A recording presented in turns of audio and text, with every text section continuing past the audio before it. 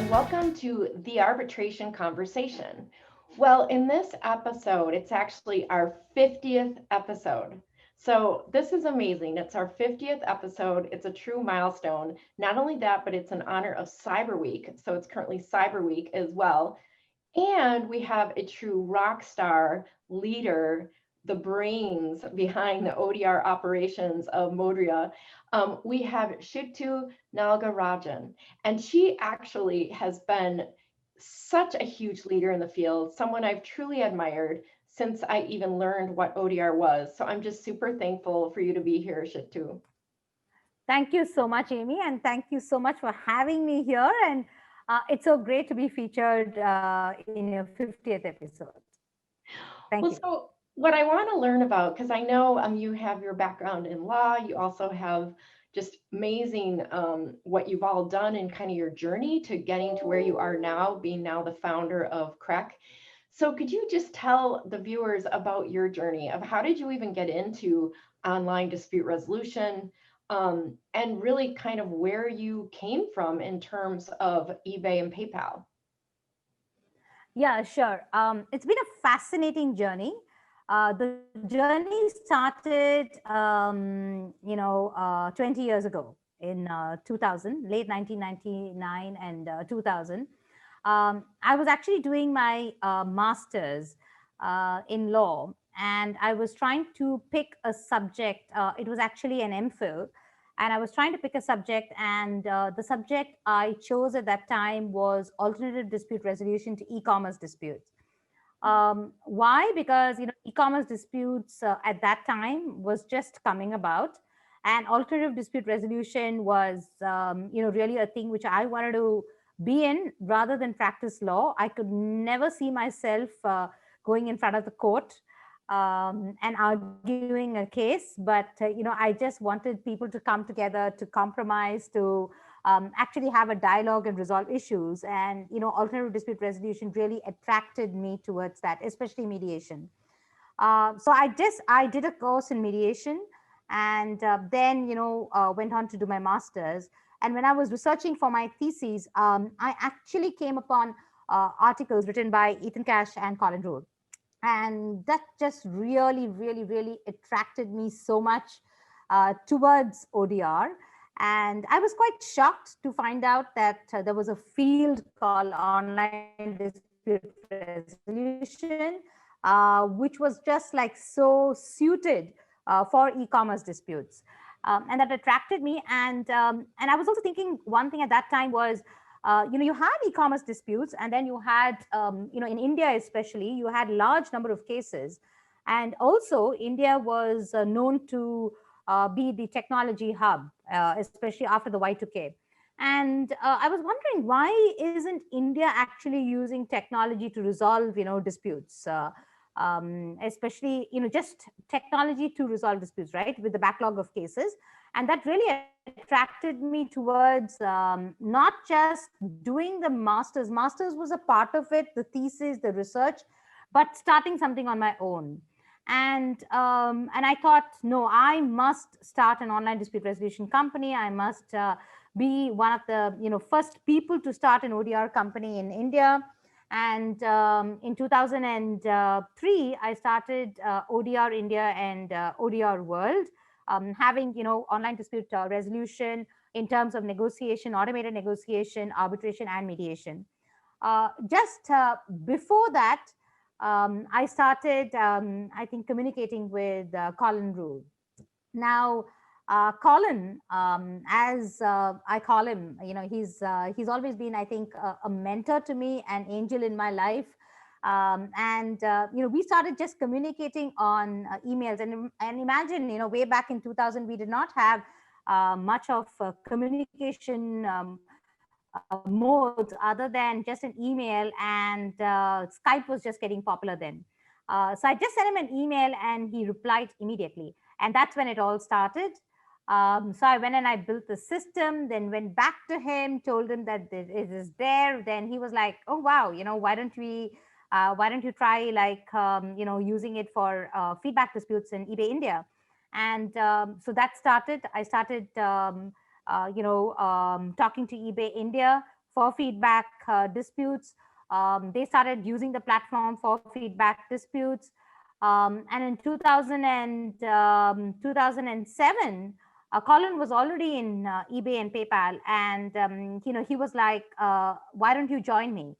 Because we are doing a lot of stuff in eBay and PayPal for online dispute resolution, or building these huge systems, right? One was the resolution center, but there was a lot of innovation which was coming up in eBay and PayPal. And so then I said, yeah, fine. I said, I think that will be a dream come true to work with Colin Rule. And so I joined him. I joined him in 2007. The funniest thing I think of the entire journey was, I was always based in India and he was always based in the US. We always communicated via emails, and then of course after that were calls. We always had our one-on-ones on Thursdays. For 20 years, I think we've just been having one-on-ones on Thursdays. So that's also just amazing. But then the journey started in PayPal, and we came up with a new concept called the community court. The resolution center was there, but the community court was something completely different in terms of how you would resolve disputes. It became really popular, and in PayPal, you had these LabRats awards.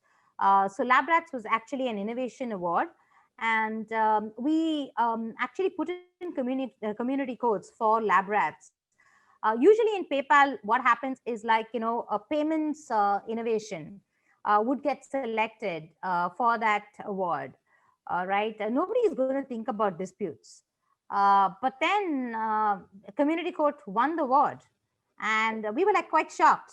And we won it the next year and the next year too. And we were like, what's happening? There were a lot of innovations we made with the community courts during those 3 years, and it was a huge success. Well, and We applied it a little bit, because maybe people don't know. And of course, community courts really is a form of arbitration. So if you could explain to people listening what exactly the community courts were. Sure. So we had jurors from the community. So we would select jurors from the community, and that is all your peers, right? Your own community. And the dispute would be put to these jurors, and these jurors are selected. We had certain criteria to select them. And in eBay, we had sellers, we had buyers, and what would happen is we would select the sellers, we would select the buyers, and they would form jurors. So let's say that you have, a panel of 11 jurors. And then, 7 of them vote in favor of the seller, then the seller wins. Or 7 of them vote in favor of the buyer, then the buyer wins. And we could actually adjust this majority as well. So depending on where we went. So we were also live at, we were live at eBay, we were live at Marketplace. So mainly it was all with jurors and the community, and we used to train them. So with the community courts, what happened is we really expanded. And after 3 years, I think, Colin and I were just like, okay, I think we've done enough at eBay and PayPal, and we wanted to really move out of eBay and PayPal to take it beyond e-commerce, because I think for online dispute resolution, the main thing was access to justice. How could everyone use ODR, right? Not just the e-commerce companies, and that's always been our vision. eBay and PayPal really were very happy to tell us that, yes, you should actually go and explore. You should go out and, start a company on your own. And that's what we did. And we started Modria in 2011. We had a fascinating journey with Modria. I think we achieved so many things with Modria, as well as I think it was one of the first companies to be started, which was actually venture backed. You could never imagine an ODR company receiving funding, or having a real online dispute resolution company in the true sense, right? Like a Silicon Valley company. And that actually gave a lot of hope. If you see, a lot of companies are there right now, and all of them, I think, look back to Modria. Oh yeah, they started, we can do that too. So I think that was really great. In Modria, we did lots of things. And it was a modular online dispute resolution platform. We did for family disputes. I think many of you all would know about Rectvisor. We did it for property assessment, tax appeals. We did it for e-commerce. Variety of disputes, right? So that's what we did with the platform. And we had a good exit in 2017 where we sold Modria to Tyler Technologies. So Tyler Technologies acquired Modria in 2017. And of course, it's great to see where Modria is right now as well with Tyler. You can see most of the courts in the US, using Modria, and it's really nice to see that. After Modria, what I did was in 2019, I started CREKODR. My vision and was always to have online dispute resolution available to all. I think it was very important that when you're talking about ODR, what I see is many people might talk about professionals and they might talk about technology, right? But the base of online dispute resolution is technology. If there's no technology, there's no ODR. Technology is extremely expensive. Having built technology before, whether it was my first startup or at eBay and PayPal and then Modria, we know how expensive technology is. It costs millions of dollars. So how can people actually afford ODR technology, right? You'll have to pay a lot.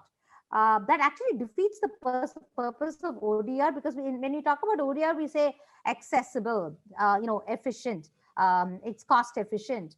And then here we have technology, which is huge. So with CREK, the vision was to have accessible instant technology where anybody can use it. So let's say a mediator comes in, they should be able to get an off-the-shelf product where they can start using it immediately.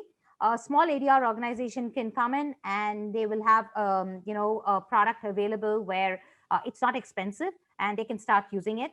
Or an enterprise customer who really wants to build out these full-blown platforms, thinking about design, security, hosting, all of that should also be able to get. So that's what we offer. We offer end-to-end for the individuals as well as smaller organizations as well as larger enterprises. Also, it's a platform which is customizable. It's dispute agnostic, geography agnostic, language agnostic, so that you can get what you want in any part of the globe. That's what we do with CREK. CREK stands for Colin, Rule, and Ethan Cash. I think all of us in this field owe a lot to them.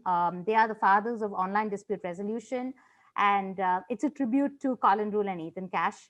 I think in a way that I want the platform also to be true to that name. I think they've been very benevolent in giving so much to this field that hopefully CREK can go that way as well.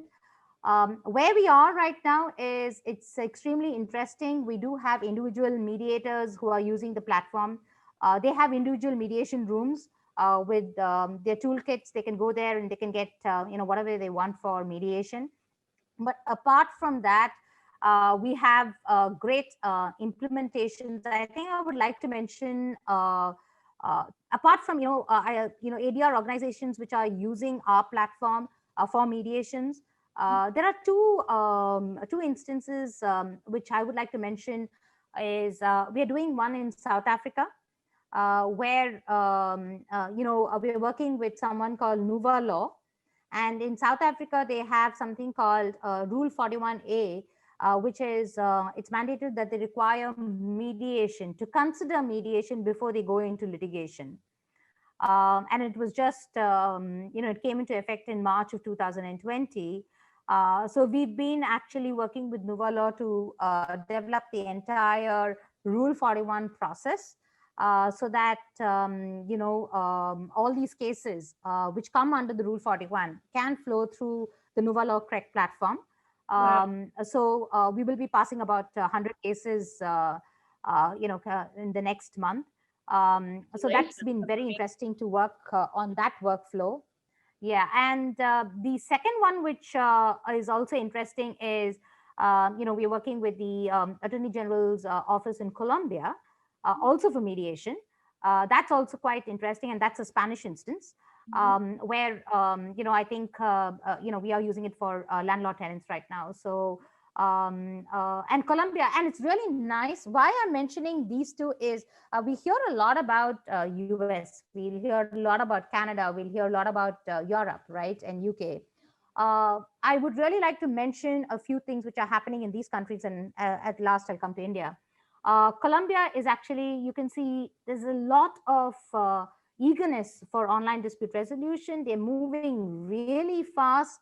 They really want to implement ODR over there. I think we've seen a lot with our friend Alberto in Argentina, but over here, I can see that they're really trying to implement and moving forward with ODR. Same thing is happening in South Africa as well, where I see that they also want to move forward with online dispute resolution and implement ODR. And lastly, I would like to mention that a lot of things is happening in India. A few, I think a few weeks from now, you will see all the great reports which are coming from India, the implementation. The government is taking huge initiatives for online dispute resolution to make it a reality. And a lot of, the financial institutions like the Reserve Bank of India has actually said that we must introduce online dispute resolution for all digital payments. So you're going to have these big systems, big frameworks coming out of India. So it's really exciting. A lot of startups have also come up in India in the field of ODR. So really exciting times. And, so I think 2021, I don't know, we just want to see a lot of implementations of online dispute resolution all over. Well, you're such a leader. I mean, you're so courageous and been such a leader in the field, and you take these. I admire you because I love how you just start these new companies and you take the plunge. And I'm so happy to see all the success happening for you. I mean, those are huge. What's happening in India with all the implementations, that's really amazing. Another implementation we might mention is your new partnership with Mediate.com, sort of coming full circle, where you again are working with Colin Rule. Yes, so that's really exciting. That's very, very exciting.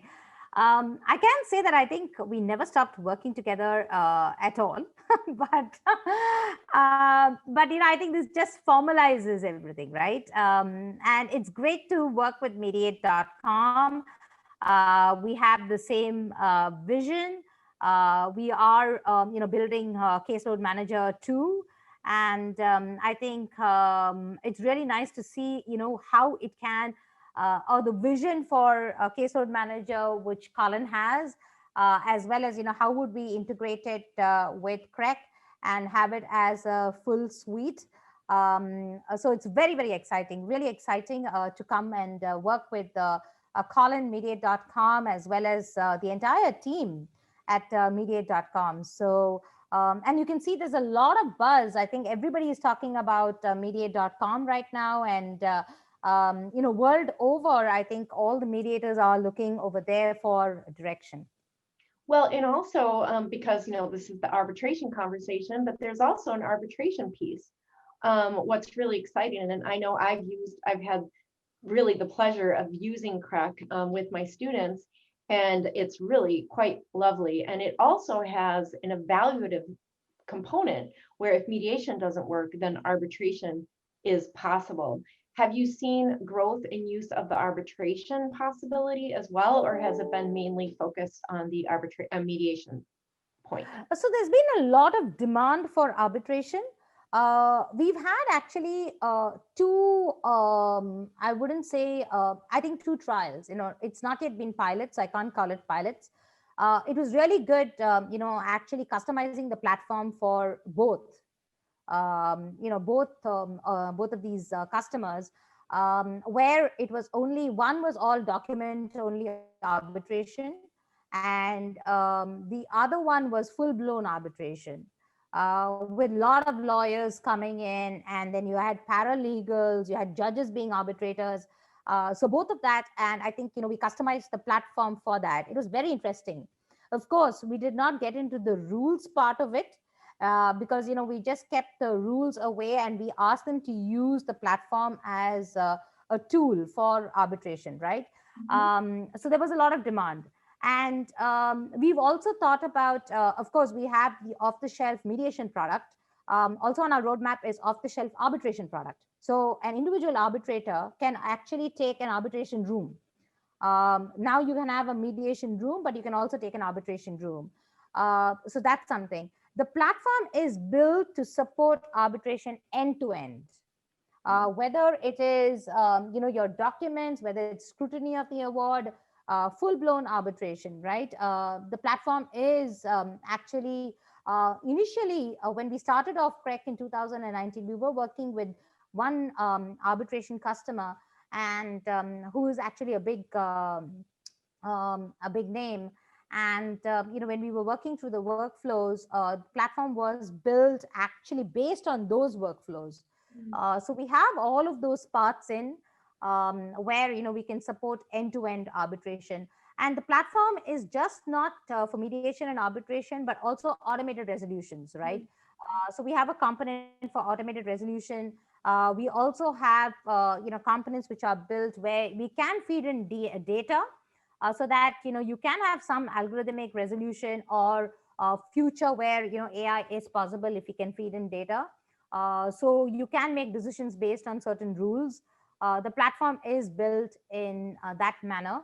So it's left up to the customer when they come in with a requirement, how do they want to play around with it, right? Which component they want to pull it out. We would like them to use the other components rather than just mediation and arbitration. This is so exciting though. I was just, as we're talking, I was just thinking about just even in 1 year, think about how much you've accomplished, right? Like I was just thinking about our last, it was about a year ago when we were in Williamsburg. And since then, how much you've accomplished in just 1 year. It's so impressed. It's just really exciting. Yeah, it is exciting, Amy. It is exciting. And I think it's also because I think the world has opened up a lot to online dispute resolution. And I think we are also picky about whom we are working with. We are really working with visionaries, who really want to make online dispute resolution work. Whether it is in India, whether it is in the US, whether it is in South Africa, in Colombia, all of them are visionaries. All of them want to make online dispute resolution work.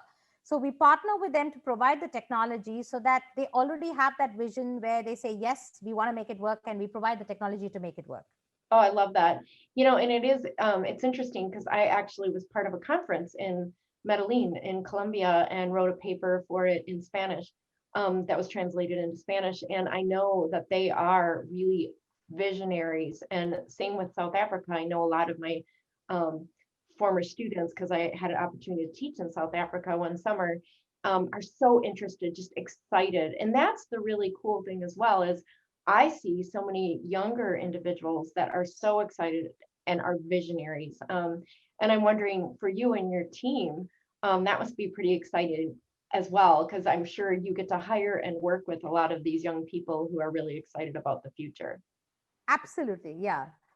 I think youngsters bring in a lot of perspective, right? Which is very different. And we can't also think in a way we used to think about. We need to think for the millennials going forward, Mhm. and they need to tell us now, how we need to really come up with these systems. And technology is going to be outdated. The way we actually produce things for them is going to be outdated. So we need their inputs, and we need to actually know how it's going to work. So I think it's extremely important that we have the youngsters in. Amen. Amen. Well, I'm excited as well because with Cyber Week, we're hoping to get more younger individuals and younger voices involved in ODR and in the field. And I'm so happy that this will be featured as part of Cyber Week and as episode number 50. So thank you so much for celebrating the 50th anniversary or 50th episode with me. And just continue to do awesome things. I'm so excited for you. I'm so impressed. Thank you for your leadership in the field. Thank you so much, Amy. Thank you for having me here. And congratulations on the 50th episode. Thank you so much.